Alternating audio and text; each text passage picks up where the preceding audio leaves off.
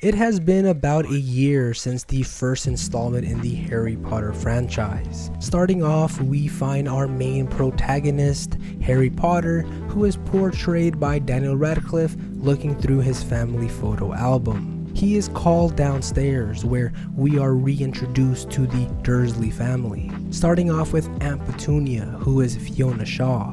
Next, Uncle Vernon, who is the entertaining Richard Griffiths. Finally, Dudley Dursley, portrayed by Harry Melling.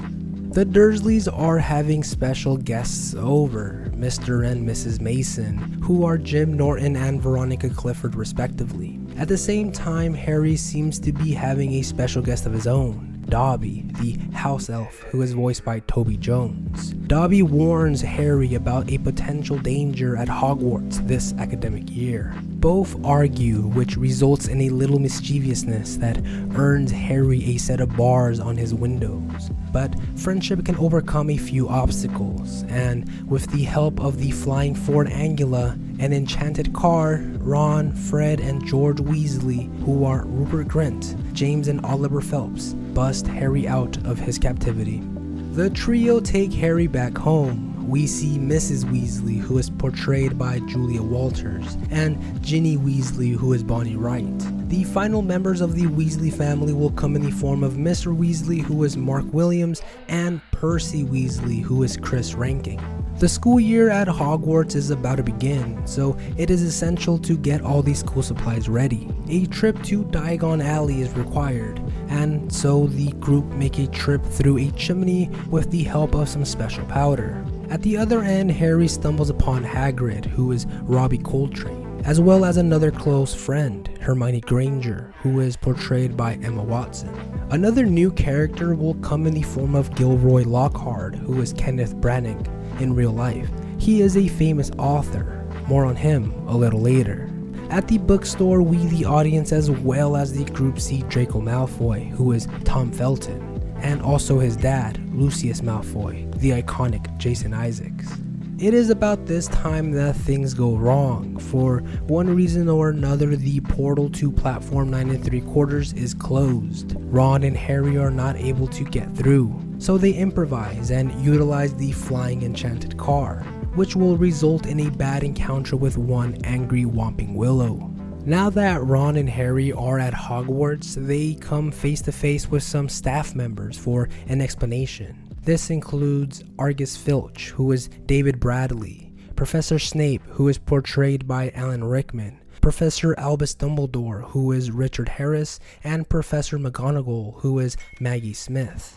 It wouldn't take long before everything gets into the groove of things at Hogwarts. This scholastic year will bring new professors like Professor Sprout, who is Miriam Margolyes. She is the head of Hufflepuff as well as the head of Herbology. Also, we see the re-emergence of Gilroy Lockhart, the new defense against the dark arts professor. Everything will turn horribly wrong when Ron, Harry, and Hermione stumble upon a horrible message that reads, "The Chamber of the Secrets has been opened. Enemies of the air, beware." Everyone gathers around and an eerie feeling is felt. What does this message mean, and who wrote it? In order to get more information, the trio will go undercover with the help of a Polyjuice potion. A potion that allows the individual taking it to temporarily transform into someone else. A couple of things will need to be gathered, and it will take some time before the potion is ready. It is Quidditch season, and so Gryffindor and Slytherin are back at it again. Harry and Malfoy are on opposite teams chasing the elusive Golden Snitch. Close to Dobby's premonitions, a couple of concerning events are taking place during the game. The bludger, which is a heavy enchanted ball, begins to chase Harry around. Ultimately, Harry catches the Golden Snitch to end the game, and with the help of Hermione, the bludger is destroyed. With the rise of concern for the students, a demonstration on how to defend oneself in case of an emergency is performed. Professor Snape and Professor Lockhart stand center stage. After the demonstration, Harry and Malfoy take the stage and go one-on-one. This duel will result in everyone finding out that Harry is a Parselmouth, an individual who speaks to snakes. More on this a little later. Some time passes and it becomes Christmas time around Hogwarts. Hermione has finished the Polyjuice potion, and so everyone in the group gets a DNA sample of the person they want to transform into temporarily. Harry and Ron transform perfectly, but unfortunately Hermione gets the wrong sample and transforms into a cat. Regardless, in the end the group gets the info they wanted.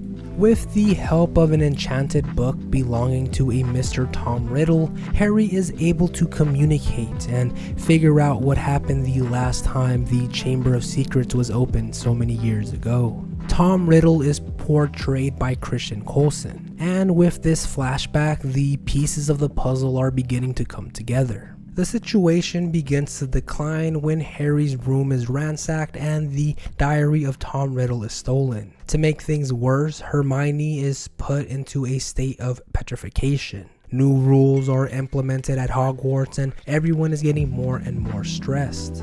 Follow these spiders and more information can be gathered.